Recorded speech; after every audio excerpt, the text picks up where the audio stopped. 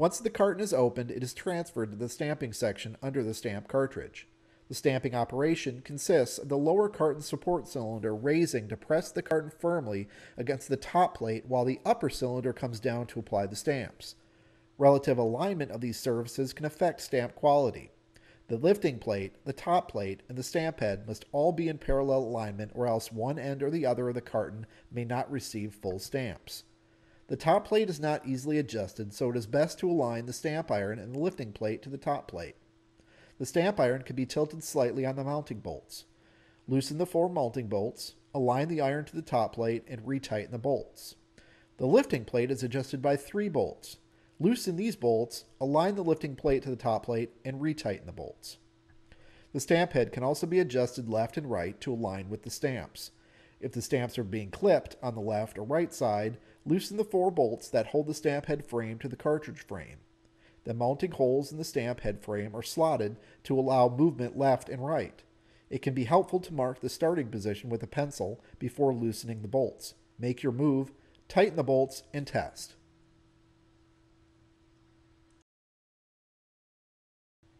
Stamp alignment front to back is a function of the eye mark sensor PE1315.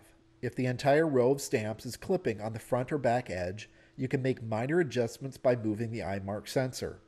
The sensor is mounted such that it can be moved either front to back or left to right. The left or right adjustment should be made such that the eye mark passes through the exact center of the peg holes in the paper. Before adjusting the sensor left or right, be certain that the stamp roll is properly mounted in the cartridge, with the stamp roll flush against the right-hand paper guide. The front to back adjustment should be made to exactly align the stamp paper to the stamping iron. This is most easily done through experimentation. The position of the stamps on the pack can be adjusted slightly. There are 4 bolts that mount the entire stamp head to the frame of the VL-10. It is best to mark the starting position with a pencil before loosening the bolts. Slide the stamp head frame left or right to make your adjustments. There is sufficient play in the slotted holes that the stamp head can become out of parallel to the cartons. Be careful to keep the stamp head parallel to the carton transfer. Be advised that it is possible to move the head so far that there will be other mechanical interference, which will cause the VL-10 to not function properly. If this happens, move the head back to your starting marks.